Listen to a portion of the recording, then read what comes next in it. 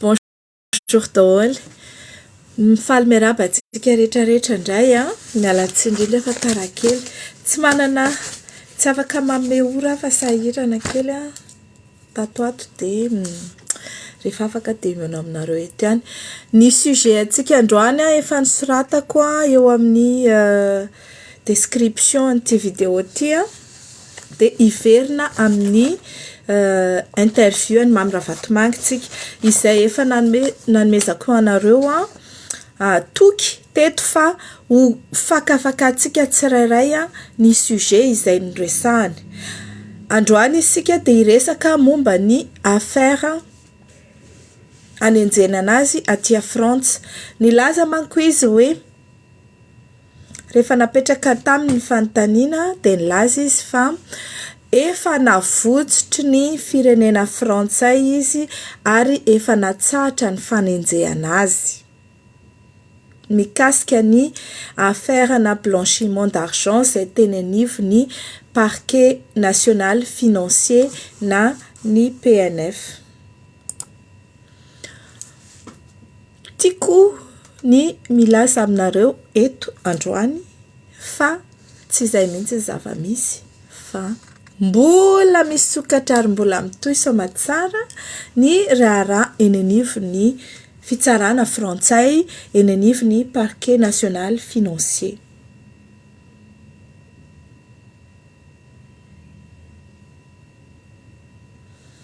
Ka izao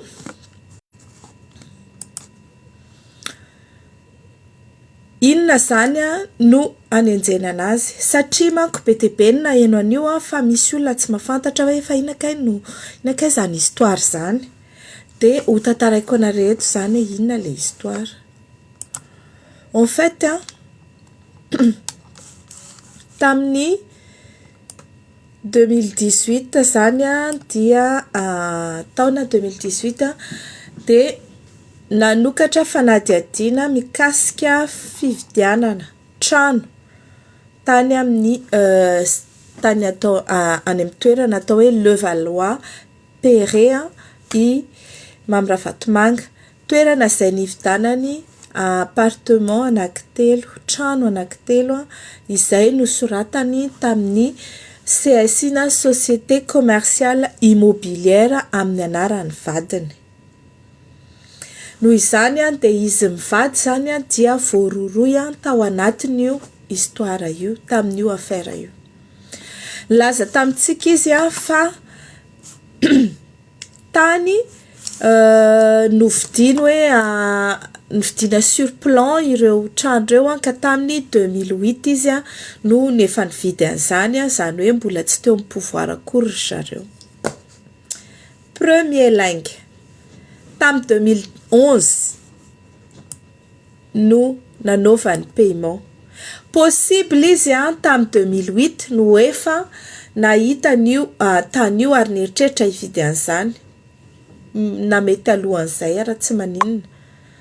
Fa kosa ny document eto am-pelatananay dia milaza fa tamin'ny 2011 jusqu'en 2013 ny paiement an'izany trano zany 2011 indrindra ary 4 500 000 euros io investissement io. Ny anisan'ny zavatra voalohany indrindra manaitra ny tribunal frantsay dia hoe tsy nanao déclaration fiscale izy mikasika andreo fananandreo. Zay zany nanaovana anazy enquête voalohany. Ny lalàna tia Frantsa dia milaza fa à partir ny investissement na 1,3 million d'euros raha ohatra ka tsy mipetraka eto Frantsa le olona dia tsy maintsy manao déclaration izy. Ny zavatra faharoa dia ny fomba ny payevany an'ireo trano ireo. Montage financier complexe zany hoe avy amina société offshore maromaro maneran-tany no nandoavana an'io, ohatra avy Hong Kong makao Maurice, avy ao Maurice makany Chypre, avy any Chypre makany Panama, Panama miverinao Maurice de Maurice mipaye la France. Azonareo ve le fandehan'le izy somary compliqué fa tsy maintsy ho avokako an-taratasy eo ihany izany rehetrarehetra izany de amin'izay mazava amintsika tsara le schéma. Izay zany fomba ny payena zay zany no nampiayaya ny tribunaly frantsay ka nahatonga ny fanadihadiana satria ny bien zany hoe ny fanananao rehefa eto Frantsa de tsy maintsy misy sivana, tsy maintsy misy contrôle hoe ahoana fomba nazahoanao anazy, ahoana ny fomba nividiananao azy, mandohetra ve ianao sa tsy mandoa, fa tsy zatra hoe ankazay zao au pouvoir dia zay tiana ihany ny ataonay ary zay tsy andohetra. Zay zavatra ataony zareo. Faharoa, tsy misy mouvement mihitsiny io société commerciale immobilière io. Raha ohatra zany no soratany tamin'ny anarany zanany le izy, ny anarany badiny, ny anarany izy milaza hoe trano vidiko any zanako telo reo. Fa saingy nanangana SCI, Société Commerciale Immobilière zareo ary tsy misy mouvement mihitsy ao amin'ny compte-ndreo société commerciale reo, tsisy vola miditra, tsisy vola mivoaka ary tsy misy hofatrano, tsy misy ninino, tsisy maha société commerciale zany fa ohatriny hoe éléphant blanc, sahala amin'ny hoe société écran fotsiny ihany. Zany zavatra anankitelo zany dia nampiayaya ny fitsarana ary mahatonga ny enquête. Quoi qu'il en soit, satria dossier mbola en cours io de ny zavatra misy de zao. Andriamatoa ministry ny serasera teo aloha Roly Mercia na Harry Laurent Radasson dia anisany témoin tamin'io dossier io. Ny atao hoe témoin dia vavolombelona. Tsy mpitory izy, tsy mpangatankonitra izy fa vavolombelona. Anisany témoin natsony fitsarana tamin'io dossier io izy ary dia nanao ny témoignage amin'izay zavatra fatany. Taty aoriana dia nosamborina izy ary any am-ponja mandrakizao tsika amin'ny teny zao. Eo zany ny lainga faharoa tiako ho tenenina nataony Mamy Ravatomanga. Nilaza izy fa tsisy idirany ny mampigadrana io Roly Mercia io. Milaza izy fa ny fitsarana ny managadra azy fa tsy izy. Kanefa ny nampigadra ny Roly Mercia voalohany dia resaka tsy mitombona, subornation de témoin, zany hoe nisy témoin nahazo vola, nahazo promesse, nahazo inona moa zany, naporisihana i-témoigner hoe izy ny nanakarama andreo tovolahy maromaro nitaky ny velan'ny Berija de lazaina fa Roly Mercia no nanakarama azy ireo de ino no nisamborana ny Roly Mercia. Ny prometiavana tamin'io bandy io hoe raha izay ny teneninao de tsy migadra ianao avotsitra ianao ary ianareo dia alefa mody. Kanjo niara-ny gadra tany daholo izy rehetrarehetra. Rehefa tsy nanatanteraka an'izay promesse n'izay zany ny olona zay nanome toky an'ireo bandy nitaky ny famoahana ny Berija reo dia ny dénoncé izy, ny se retracté izy hoe izahay tompoko dia nokaramaina na tonga naina nanao ny témoignage iny fa tsy marina mihitsy ny filazana fa Andriamatoa Roly Mercia no nanakaramanay. Izy ara tsy fantatray akory, tsy hitanay akory ny trano, tsy fantatray hoe aiza misy azy.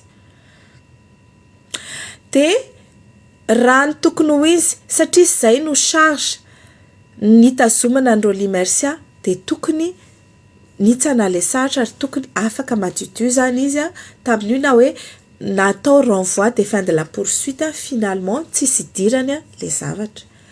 Tsy izay anefa zavatra nitranga fa mbola notoriny Ravatomanga i Roly Mercia ka nolazainy fa nanao faux témoignage, nanao dénonciation calomnieuse, nanao dénonciation abusive ary nanao faux témoignage teny amin'ny PNF tany taty France mikasika ny affaire Levallois-Perret. Zao nefa ny zava-misy ny olona izay torinao pour faux témoignage de tokony eo amin'ny tribunaly izay nanaovany faux témoignage ray zay. Faharoa, ny olona afaka torinao pour faux témoignage na dénonciation abusive dia à partir ny dossier zay nanaovana dénonciation ka najanona izany dossier zany hita fa tsy mitombona na efa épuisé ny voie de recours rehetrarehetra ary hita fa afaka madiodio ianao na afaka ataontsika renvoi des fins de la poursuite nahazo RFP na nahazo relax purement et simplement RPS. Tsy zay nefa ny zavatra nitranga fa dossier mbola mandeha aty amin'ny fitsarana aty à France io dossier io, c'est-à-dire mbola voatazona daholo ny profo, ny charge, ny témoignage rehetra natao contre ny Mamy Ravatomanga. Ary tsara fantatrareo tsy Ravatomanga, tsy Ravatomanga rery no voaroroy amin'ny dossier io fa misy olona hafa ihany koa, ary tsy Roly Mercia irery no témoin ao anatiny io fa misy témoin hafa koa. Ny anisany témoin hafa ao anatiny dossier io dia Andriamatoa Tovo Arsoa. Anisany témoin cité zay tokony mbola ho antsoina ao anatiny dossier io Andriamatoa Mbola Rajaona.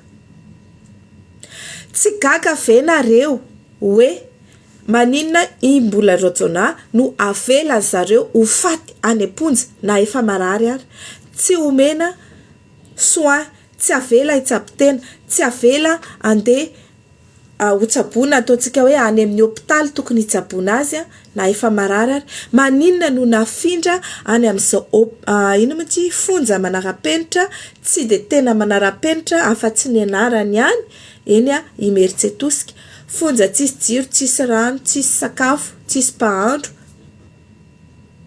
tsisy ninina fa de hoe efitra manara-penitra fotsiny satria hoe malalaka. Tamin'ny nanaovana fitokanana fotsiny no nanaovana anazy ho manara-penitra soi-disant, fa taorian'izay tsy misy fenitra na rana ao amin'io fonjo io ary tsy manara-penitra velively io fonjo io.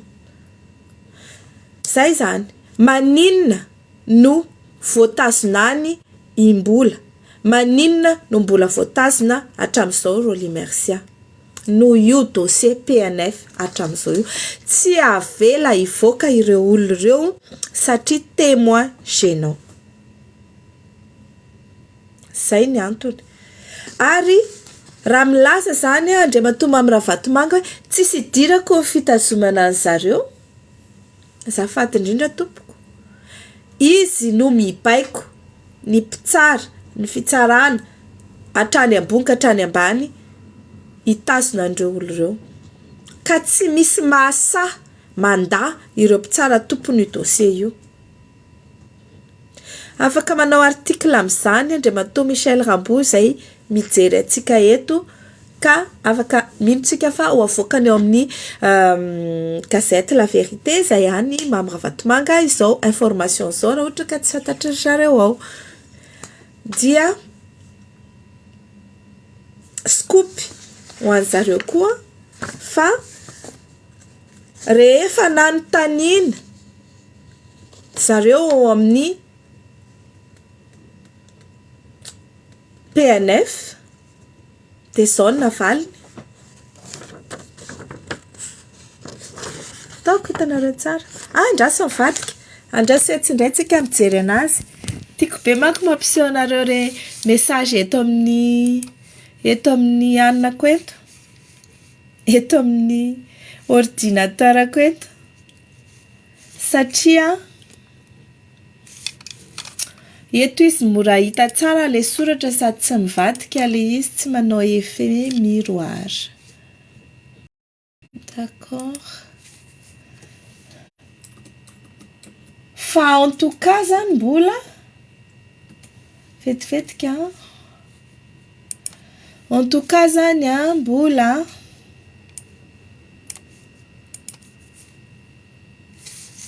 io.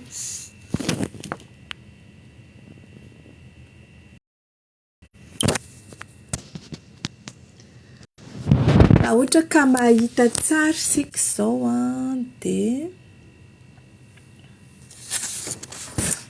io soit transmis le procureur de la République financier, Cour d'appel de Paris, Tribunal judiciaire de Paris, Parquet national financier, procédure correctionnelle. Io numéro un dossier ho an'izay tetady an'le dossier aty Frantsa aty.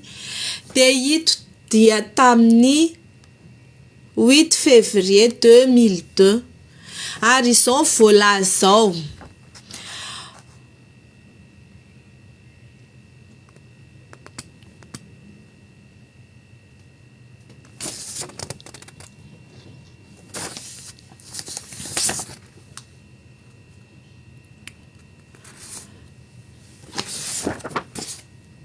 En ayant l'honneur d'accuser réception de votre courriel en date du 7 février 2022 et de vous informer que l'enquête préliminaire ouverte par le PNF et citée en objet est toujours en cours. Zay zany ny voalaza eo. Inona ny dikan'izany re olona? Inona ny dikan'izany? Dikany hoe dossier toujours en cours ve? De milaza fa hoe efa afaka madidura vatomanga ka de efa tsy enjehan'ny fitsarana intsony izy? Bah non. Mbola mandeha ary mbola miandry anazy aty io fitsarana io. Ny dikan'izany de zao, mbola tsy tany fitsarana ny innocent anazy ao anatin'io resaka blanchiment d'argent io. Dikan'izany mbola misy charge ary mbola misy proof ary mbola misy antony hitazomana anazy mikasika ny famotsim-bola izay hitazomana anazy. Satria affaire na blanchiment d'argent io resaka PNF io. Fa ireo témoin marobe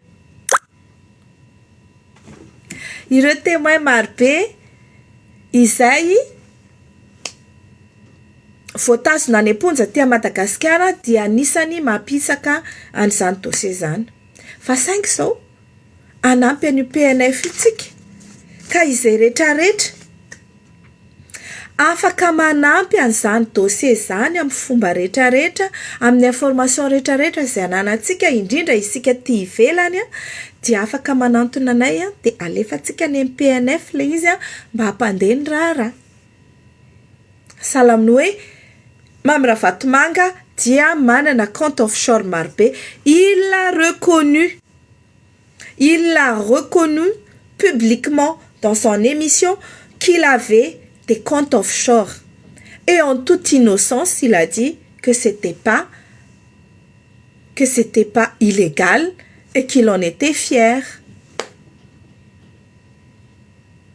Ni société offshore tompoko dia société tsy miasa akory fa matetika dia société écran atao any amin'ireny paradis fiscal ireny mba ametrahana vola.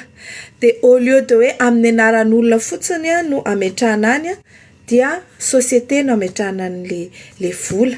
Zany hoe amin'ny anarana société anankiray zany no anokafana compte société offshore anankiray anokafana compte offshore anankiray. Rehefa mampiasa zany compte offshore zany ny société anankiray dia tsy mandoetra ao amin'io firenena io izy ary tsy mandoetra any amin'ny firenena izay tena misy azy, c'est-à-dire Madagascar. Donc, le fait d'avoir un compte offshore dans un d'avoir une société offshore dans un pays appelé paradis fiscal, ça relève de la fraude fiscale, ça relève de l'évasion fiscale. En d'autres termes, Mam Rafat Mang est en train de faire des évasions fiscales par rapport à ces sociétés qui sont basées à Madagascar. L'essentiel de ces activités sont à Madagascar et il ouvre des comptes offshore partout dans les pays où c'est possible de le faire pourquoi? Pour des optimisations fiscales ou en d'autres termes, pour une évasion fiscale. Inantikan'izany mametraka vola any amin'ireny compte offshore reny Andriamatoa Mamy Ravatomanga mba tsy handoavana etra ao a Madagasikara. Zany ve ny atao hoe mpandraharaha tia tanindrazana? Fa isika mpandraharaha kely reo, za moa tsy mpandraharaha zany, fa ataoko hoe isika ihany satria isika malagasy. Isika malagasy zany no vendrana mandoa etra matin'ny fandoavan-ketra ao a Madagasikara ao. Fa izy ny mahay indrindra sady fetsy indrindra no sady masina indrindra dia mametraka ny volany any amin'ny Panama, any Chypre, any amin'ny île Caïman, any Maurice, any Hong Kong et tout ce que vous voulez, any Monaco.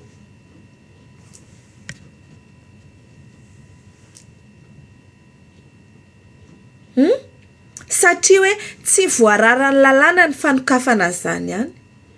Mais bien sûr, tsy voararany lalàna ny fanokafana an'le compte fa raha ny vola bénéficenao avy ao amin'ny Madagasikara na ny vola azonao amin'ny activité anao ao Madagasikara no alefanao mandeha any amina compte offshore, any amina banque offshore, amina société offshore, dia évasion fiscale ny anaran'izany.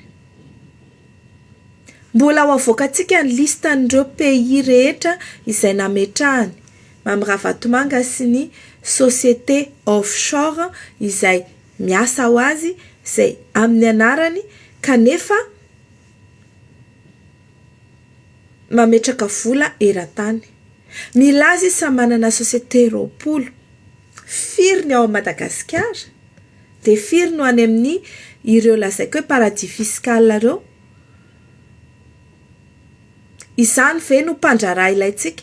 Raha tia Frantsa ianao ka miditra anatin'ny politika ka ianao mametrametraka vola amina paradis fiscal, tonga ianao dia migadra.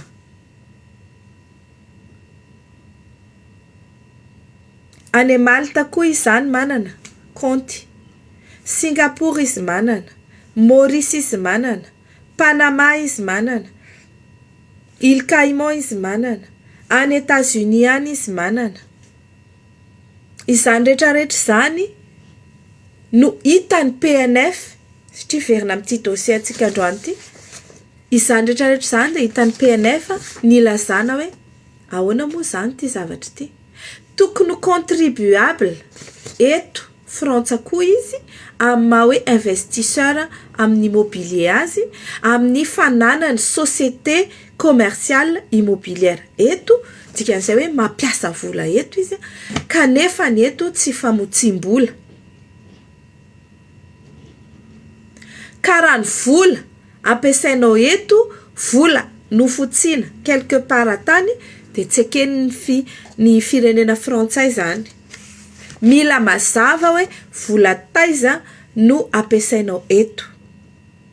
Mila mazava hoe io vola ampiasainao io miteraka revenu ohatriny ahoana ary andoavanao etra ohatrinona. Izany rehetrarehetra izany no fantaniana mipetraka eny anivon'ny parquet national financier na PNF, kanefa tsy voavaly. Inona zany tiako tenenina? Nilaza izy fa tsisy idirany ny fanagadrana ny Roly Mercia Simbola fa izareo no te hifopona any aminy, nandefa taratasy tany aminy fa tsisy idirany. Efa fataony io fitondrana io ny mampanoratsoratra taratasy ohatr'ireny ary ifonana. Nataony nanao an'izany Lalatina Rakotondrazafy, nataony nanao an'izany Roly Mercia, nataony nanao an'izany Imbola Rajona. Ireo olona anankiroa farany resako ireo dia ao anatiny atao hoe état de faiblesse, état de nécessité, position de faiblesse, nanaovany abus de faiblesse ireo olona ireo nampanoratany an'izany. Avy eo iny taratasiny ihany no itoriny an'le olona hoe io izy fa niaiky fa nanao faux témoignage, io fa niaiky fa nanao dénonciation abusive. Raha olona ao anatin'ny moment de faiblesse no ampanoratinao tout ce que tu veux, ary izany no antony anaovana ny article 53 ao amintsika hoe tsy maintsy assister d'une personne de son choix ou d'un avocat ny olona izay samborina na tazomina eny amin'ny polisy na gendarme mba tsy hampanoratana zavatra fatany ohatrin'io ka hoe anganenao mifona dia lazao fa diso daholo ny zavatra niteneninao mombana dia avokako ianao.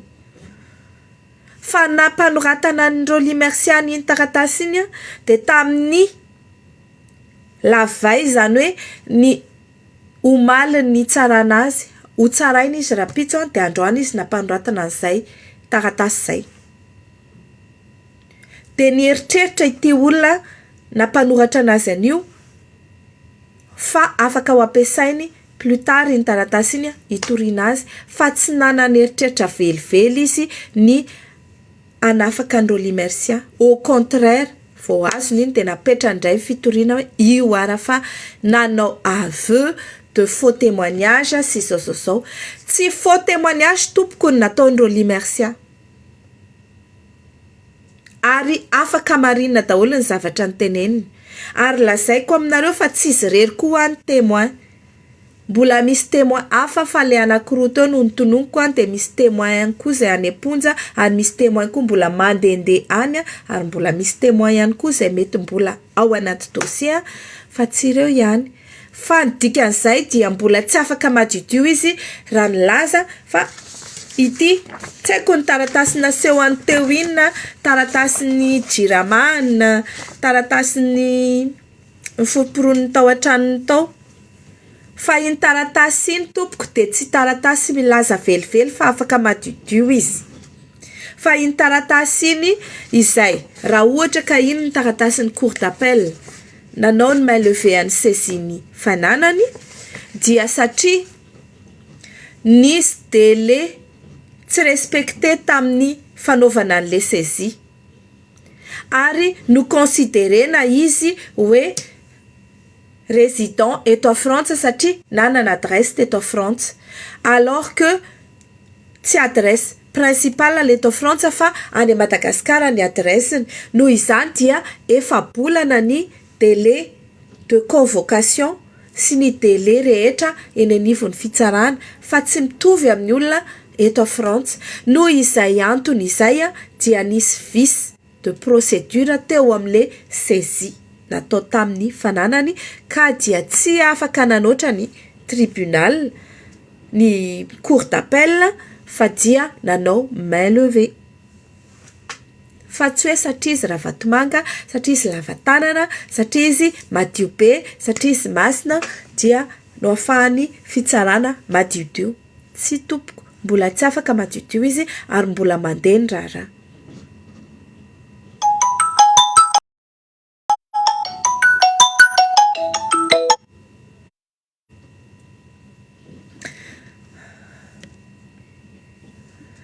Tiako tenenina amin'izany dia izao, iny sujet anankiray iny dia anisany nandraindray ny vahoaka malagasy, satria isika dia nanantena hoe le fitsarana avy aty Frantsa no anasaziana azy, dia ozy izy mantsainareo hoe courage daholo tsika rehetrarehetra, fa mbola tsy tapitra iny procédure iny, dia faly milaza aminareo fa ity zao zany dia manana élément nouveau tsika par rapport amin'ny zavatra maro isan-karazany izay nataony mba hahafahantsika mirelancer an'io dossier io. Oui, dia mbola mitohy io fa zakivy fa dia courage daholo tsika rehetrarehetra, misy farany zavatra rehetra. En plus, deuxième nouvelle, izy manko dia voalaza fa consul-ny Serbie. Ary dia ataony mihitsy izay maha-consul zay. Fa tiako milaza aminareo, tsy consul général izy, fa consul honoraire. Dikany atao hoe consul honoraire dia tsy mitovy statut amin'ny consul général sy ny ambassadeur. Dikan'izay zany tsy manana immunité diplomatique mitovy amin'ny ambassadeur sy ny consul général. Zay fotsiny tiako tenenina aminareo et ça c'est la deuxième bonne nouvelle mikasika ny Mantsinda Pierre fa tsy manana immunité diplomatique izy amin'ny consul honoraire anazy.